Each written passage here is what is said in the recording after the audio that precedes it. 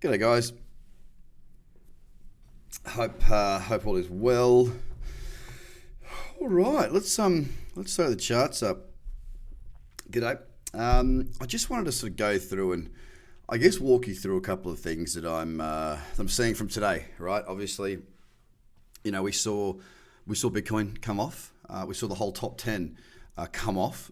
It came off pretty hard and pretty fast, and it appears that 10,000 number is actually now starting to act as a little bit of a resistance point, a point for which the sellers are starting to come back and drive us down a little bit. Now, I wanted to discuss a few things, give some perspective, look at the top 10 and see if there's any opportunity around at the moment.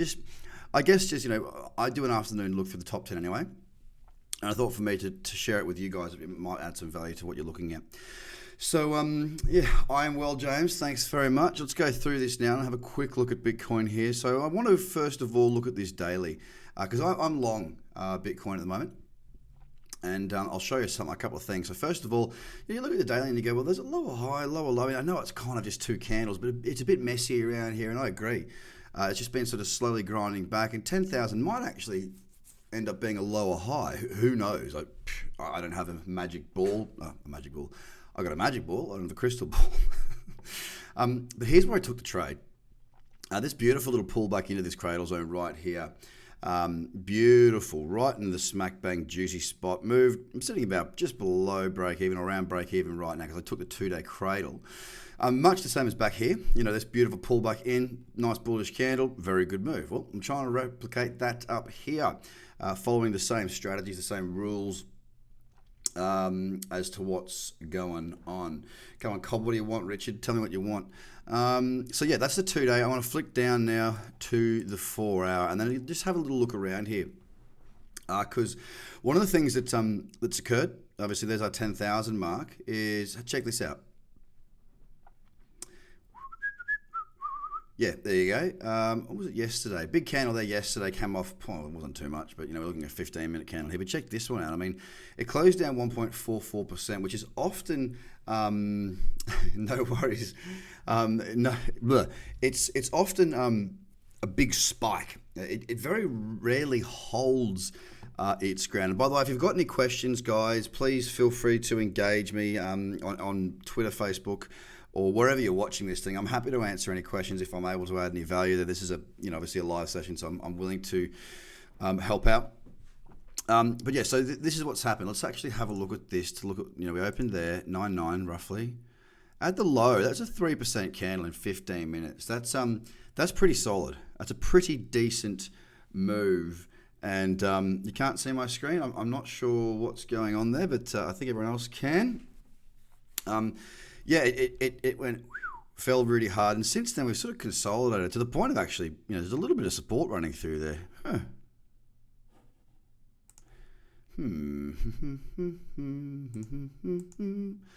Could that be a little Bitcoin breakout type trade in the lower time frames? Just seeing if there's a potential. We're a bit divergent there. If you know the rules for that strategy, you'll know that it's not quite there yet. But if that was to continue to consolidate in there, I'd be open to that. But more importantly, my point here was we've been getting above 10, holding above it for a little bit, and then pushka, down we go. It wasn't too bad to start off with. We just sort of held around 10, held above 10 for a wee while there, about half an hour, an hour. Then we come off a bit, and again, that wasn't looking too bad. You look at the 30-minute here, and we're back into that cradle zone, beginning of a trend potentially, looking all right. A bit of resistance up there, that's about all. And then that big fall occurred. What do you do about that? Well, that's why I'm having to have a 2-day trade on, because it's got the widest stop. But yeah, there's a question that's come through saying, what is your plan for short? I don't actually have a plan for shorting anything at the moment. I don't have enough clarity in the marketplace for me to warrant taking a short myself personally. I mean, you look at this trend right now, it's beautiful. High, low, high, high, pulling back. It's been pulling back into this cradle zone remarkably well. Of late, and you look across the rest of the top 10, Ethereum didn't really pull back, it just sort of took off. XRP's done the same, Bitcoin Cash done something similar, BSV, well, that's a bit of a mess. Litecoin, bounced again. EOS, bit deeper. Binance, beautiful there. Cardano, same thing there. Ethereum Classic needs to break that level really.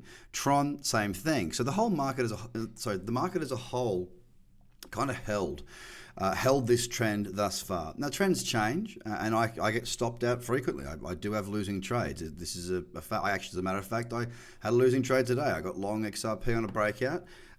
Nearly got 1-to-1 yesterday afternoon, and I got stopped out in the spike today. That's what happens. I'm a trader. I'm not a magician. So where do I see this going from now? What's my plan? Whoops. So on the 4-hour, it's a bit of a mess. Okay. Factually speaking, there's a lower high for this potential move lower, then a higher low, higher high. This is still a higher low than here. So technically, we're still in an uptrend. Look, it's ugly. I'm not gonna tell you it's a nice, it's a good trend. It's completely crap, but it still has more momentum to the upside. Looking at that 2-day again, let's jump to the weekly and suss that out. If we look at this, we do have a bullish candle that didn't quite get into that cradle zone, but a break to the high would certainly signify to me a significant potential for a very good move. That being said, this is the cradle zone back here. So, we could, I think someone mentioned it, 80, who was it? James was suggesting looking for a re-entry at 8,500. Well, that's quite deep. Not to say it's not going to get there, but I spoke about this on a video on my free subscriber list. I think it was there. Anyway, pulling back potentially into 88, 89, 9,000. 9,000 to be sweet, back into that cradle zone. But then we started to see more upward momentum. So right now, I am long based on the higher time frames, okay, the 2-day, the 4-day, the weekly.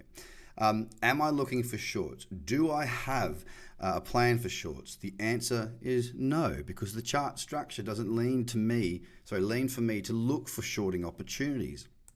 I don't have a clear, smooth flowing trend. You look at the 2-day, and this is why I do like to trade the higher time frames. A, I don't need to spend as much time at the market. B, you are running a wider stop, so you've got much more wiggle room. And C, it does often cut out a lot of the noise, and that's why I look at those higher time frames. Swing trading is really good for anybody who works a normal day job, or works full stop. It's really, really good. So weekly, questions coming through. Is the weekly bullish too? Yeah, it's more bullish than bearish in my eyes. This is a 2-candle pullback, 1 here, 2 here. That's a pullback enough for me. 2 candles is the minimum. It's done that. It's moved higher to create a higher high. If it pulls back into here, would I see that as bearish? Absolutely not. I would actually see that as bullish. I just need to wait and see what comes of it next, obviously. At the charts, fishing for opportunity, that's right. Haven't felt comfortable to enter any trades right now. Market seems unsteady. I completely agree with you, Jake. I haven't really looked at too much to enter today either. It does look a little bit messy. It does look a little bit all over the shop, and I am waiting to see what the reaction is. Now, what would make me feel we were going to go lower, possibly to 9,000 or beyond? Here is what would make me feel like that. If we were to break down through that level. Why? Because that will be lower high 1. This is the daily time frame, by the way. Here is a lower high 2. If we were to go to a lower low to break down through here, then yeah, it's very feasible to see us go 9,000 and possibly even lower. But for the time being, it's a what if, not an actual. And what is right now is an actual uptrend on the higher time frames. So let's go ahead and have a look at some of these other markets right now. I'm still long here. I'm really glad actually we pushed up through here, because it means I could move my stop from there to there to there and then to there. So I've locked in a really good profit there, which feels really good because I like to lock in profit on my clusters of trade. So a cluster is, you might get, when the market trends, you might get 5 to 10 trades, let's say. Might be more, might be less, I don't know. But you want to make sure that you're looking at that cluster of time, because it's a representation of how you traded throughout that period of opportunity. Now, you don't always get opportunity. You don't get opportunities, as far as I'm concerned. I don't take opportunities every single day. I wait for the best opportunities to come. I stick to my checklist, and I just stick to those rules. Why? Because I know what happens if I don't. I just keep it really simple. I follow the checklist, and I just work to those. So for me, I'm waiting for those opportunities where we do get a run. Now through here, look, I'll teach you something. Clean, smooth, flowing, trending charts. Look at this. back in the cradle. Look at this, back in the cradle. That was a doozy. I know some of my clients got that. I didn't. It was late at night. But I did capture this one, again, late at night. This one I was asleep for because that opened at 11 the next. Actually, well, hang on. 5th of February. Why didn't I get that? That's 11 o'clock. Oh, yeah, because it was an 11 o'clock. No, that's an 11 o'clock open. Maybe I just stuffed that one up. Anyway, but you can see what I'm getting at is look how smooth and flowing this trend is. When I say cyclicity, it looks like a bouncing ball. Bounce, bounce, bounce, higher lows, higher highs. That's where I like to trade. You compare what we've seen throughout this run here to what we've got right now. It's not the type of market for me to be aggressively pursuing opportunities. It's the type of market on the lower time frames anyway. If you go down to the 4 and look how messy it is. Yes, there has been a higher low and a higher high. That candle, that's a bad representation of the actual chart because I don't know why that particular exchange did that. But if we look at, actually, let me just take this out. This doesn't look too bad. Higher low, higher high, pretty clean pullback. That actually, when's that close? An hour and 19. Now, I'm already long Ethereum. Moving average in the correct order, high lows. I'm going to keep an eye on that contract. I'm long that one, but I'm going to look at this one. On BitMEX because that doesn't look too bad at all. I am long this contract, like I said, but I've moved my stop to here. It's a totally separate trade and a totally separate time frame, so I'm totally cool with that. I'll keep an eye on that. XRP, let me show you that trade that I got stopped out on today. It actually happened to be, I mean, these are 1 test, 2 test, 3 test, 4. I call it a bee's dick break. So how big is a bee's dick? Pretty darn small, and it just sticks in your head, right? You remember that weird thing to say about a bee's appendage. But I entered at the break of this, same as what it would have been on the 2-day. Check it out, same level, break of that. So I ended up finding an opportunity here to get a tighter stop and therefore a larger position based on validity of a separate trading strategy being the breaker. Now it did move quite nicely in my favor, and of course, as you can see here, on that spike, I got stopped out. So I'm going to take those levels out. There's nothing there right now. There's a lower high, lower low, but it's all over the shop. It's far too messy. So this is a really good example of when not to be trading. I'm taking that out of my list. Bitcoin Cash in a similar sort of position right here. If you look at this on the 2-day, sure, really nice move here, but we've got to see, hey Joseph, we've got to see us push higher and get that cyclicity back. Now, what's that mean? Well, cyclicity, it's part of my rules. It's part of my structured approach. Higher, low, higher, high, got it. But I need to have a few more things in order, like moving averages in the correct order, a bit more convergence going on. Well, the convergence is fine. But again, much rather be trading these sorts of things, nice breakouts and nice pullbacks like this, yeah? When we get a nice trend, that's when I make my money. Whether it be up or down, I don't mind.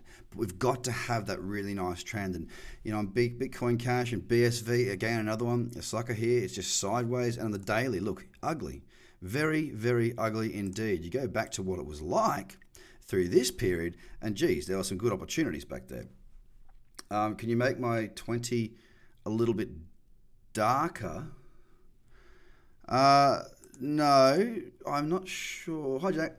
Richard, sorry, I mean, I that's the best color for me to see. I did have like a fluoro pink color, but I think TradingView's changed their color palette and I can't get it back. Hard to see your charts to follow along. Let me just, I don't know if, will darker actually do anything? Okay, I'll just leave it then. Thanks, mate. I do want you to be able to see, but I that's the best. Trust me, I've gone through them. The best and closest to the pink that I could get. Litecoin, again, very messy up here. Check it out. It is messy. Look at this over here, though. You look back here, beautiful pullback. What's that? Perfect little cradle candle. Move. Perfect cradle candle. Move. But that was during a period where there's a trend. Another one over here. Beautiful. Nice move. Hi, Jamie. Plenty of good things going on, all right? But only when there's good trends. When we start to see this messiness, a lot of amateurs will continue, and I don't say amateurs to be condescending at all. A lot of people that don't have 14 years of trading experience will still be jumping in and out of trades here, trying to capture that next move. Don't do it. Just wait. Wait for when it's easier to make money. That stands out. That stands out. That stands out. Right now, nothing stands out. What a mess. So I'm going to take Litecoin out of the list as well. EOS, similar, pretty ugly there, pulling back, moving, but not anymore. Look at it here on the daily. Once again, we jump forward to the 2 days, had that move, the weekly. It actually has had a nice little pullback, but there's nothing on. There's nothing of any interest. Again, come lower. Look at this. Spike, spike. Yuck, yuck, yuck, yuck, yuck, yuck, yuck, yuck, yuck. All over the shop. I don't want to be a part of that. Binance looks good on the 2-day. You bet it does. Broke through today. Really nice trend. Beautiful cyclicity. Hang on. There is a bit still good. You got in the same sort of time bin chicken. Okay. But a really nice trend. But again, I want the higher time frames, i.e. the daily, the weekly, that sort of thing, to be agreeing with the lower time frames. And I just haven't got the chart structure down here right now. Cardano, another one that I did get filled on a lower percentage risk on this. I'm long from here. Again, beautiful uptrend on that daily, 2-day chart. But when we go lower, again, that chart structure is not ideal. It's not as bad, high, low, high, high, but if I go to the 8-hour, it doesn't fit my rules, so I've got to leave that behind. Ethereum Classic, one thing I'm looking at right now is its potential for a break. There's only 2 tests, not enough for one of my trading strategies, but it's close. Oh, sorry, I need a 3rd test, and then it might be close. Tron, again, there's that pullback on the 2-day, and just a mess right now. So really, I just actually came across this when I was talking with you guys. That's probably the best opportunity out there right now. It's not ready yet. It's an hour and 14 to go, and this is what I do when I'm trading. I'm planning. I'm waiting to see, do I get the opportunity? Most of the time when I'm trading, it's about planning out what I will do if XYZ was to occur, and you can really only do that if you've got your own, if you've got your strategy in place and you know what you're looking for. That's all right. 50% is a bonus factor in there for me. The 8 hours got everything I need, I believe. Yeah, it's not terrible. It would be considered to me as a little bit more of a higher risk trade. Why? Because look at this daily. It's pretty choppy. We don't have a downtrend. There's a higher low, but we've got to break through here for a higher high. So it is a bit of a higher risk one, so I might minimize my risk if that were to set up. A couple of questions. I always seem to catch the end of cycles and get stopped out.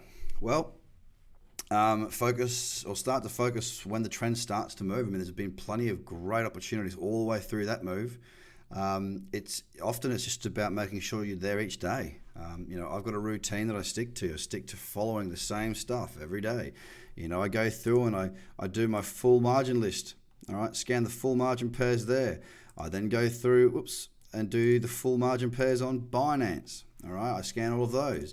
I then go through and do the full list of spot markets. So there's no margin on any of those, or not any of them, but all that. So that's what I do, and then I create a watch list. This is my watch list for the day. I'm long this, I was long this from back here. Actually, not wrong chart, this one up here.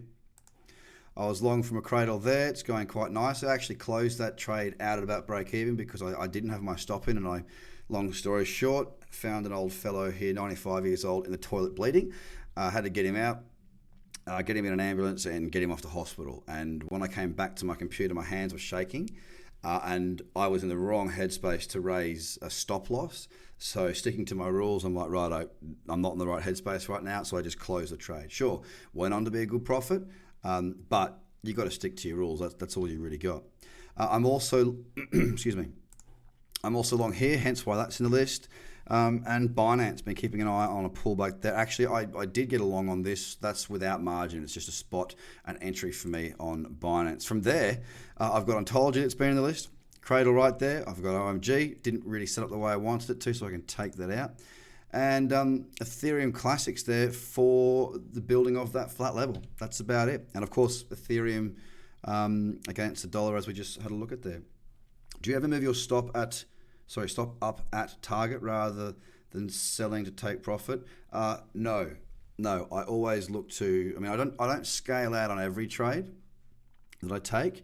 Some trades I let it run for longer. But I recommend to students that are starting out to manage your risk first and foremost, which is that 1-to-1 reward to risk ratio. So if you're risking $500 of profit, take $250 off. Now you can't make a loss with your stop in the right place.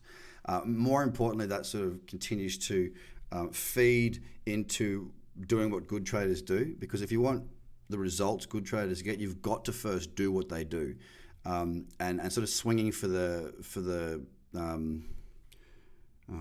swinging for the fence is not really what we do. We focus on strict structure and strategy. There's 3 S's. Do you ever look at volume levels on Binance if you're trading a low cap alt? Nope, I do not, and here is why. If I take you through here to this list, this is the top. I think it's 150 I've put in here. Now, if I just jump through, okay, so here you go. Here's an example here. Harmony. Now, it's got very low SAT, so that can be a reason why, the very low SAT value, that can be a reason why these charts look really funny. But when I see something like that, I generally move past it because it hasn't got that chart structure that I like. Let me try and find another example for you.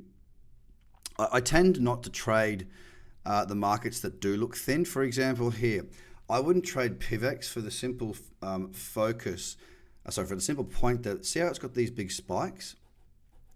That for me, even though most of them are in the upward direction, and I can't short this. Well, I wouldn't short this. I don't trade margin on Binance at the moment. For me, that one of the rules is optimal chart structure. Okay. Now, this is not optimal chart structure. So that looks akin to me of a market that is easily manipulated. And a market that is easily manipulated tends to have less volume. Therefore, more people can manipulate it. So I'd leave it. Here's another example. Look at this, all over the place. Look, these sorts of charts, I just stay away from. I mean, check it out. Look at that for a mess. Now, if my first rule is to have optimal chart structure and clean and smooth flowing trends, you know that's going to be straight off the list. So my daily scan, it is usually about 20 to 35 minutes. I do it with members, and I'm trying to find the best places where trades may exist. Now, it doesn't mean that there will be a trade, but it's where we're looking at. So that's why I've drafted this list here, Richard, because most of these are within that higher echelon. I do not trade those low market cap tokens. And always, I've got a risk calculator that we use, so I can see once I've done my entry and my stop and I manage the size of the position for my 1% risk or whatever you're going to risk, what I'll do is from that point, I'll go ahead and I'll go, okay, well, now I know the size of the position. I won't look at the order book where it shows you the buy and sell walls, because they're just lies. It's full of crap. There's nothing that you can glean from that. And I'm sorry if you think you can. I'm not trying to insult you. It's just mostly lies. A lot of the volume sits behind there, and people manipulate. It's just a waste of time. Okay, it's a complete waste of time. I look at the orders that have gone through, because for me, what that shows me is who are the market makers and the buyers and the sellers. What volumes and what sizes are they willing to fill me at? Where's the market at? Not what's the pretty pictures showing me to confuse me, right? Keeping it really, really simple. If I see my trade size being 50,000, let's say, and most of the trades going through at an individual price, let's say 10,000, well, I know that I'm trading that market can't handle the sort of order that I want to put in, because I need to be both get in, but also importantly, get out. Do I ever use a trailing stop? Not an automated one, no. But like I showed you on the Ethereum trade, I will trail my stop, absolutely. But it's based on technical levels, which, what's the point of working from a structured checklist, going through, 15 different ticks to find a trade and waiting for ages sometimes to get it, to then just go, oh, bugger it, I'm just going to throw in a non-technical stop loss. I always stick to learning and reading the charts. Bitcoin is all technical. Everything's technical if you make it. So yeah, that's what I scan, and that's where I take that from. I try and avoid those messy charts. When I'm trading margin, that's why I've got a margin list. This is where I trade my margin. I don't trade all of these, by the way. Sometimes, Leo, for example, this, I left this because it was too thin. There was a beautiful little move into here. Look, beautiful. I left it for the simple, what was it, 2 days? What was it? Yeah, there was a 2 day, your 1 and 2 backed up there. I left it because the order book was really thin. Now I can see that by looking at this chart. It looks relatively thin. Why? Well, look at the 4 hour as well. See this chart structure again? It's just a bit all over the shop. Okay, I don't like that. I can do it visually.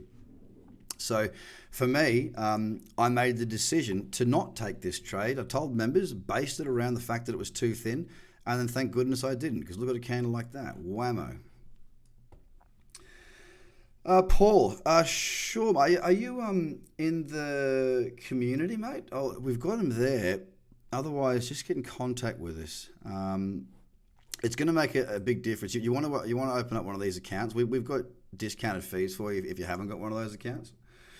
Yeah, I haven't. The reason, Andrew, that I haven't traded Binance, margin on Binance is the same reason. All I've heard is negative reports about how complicated the process is. Now, when I say keep it simple, I dead set mean that.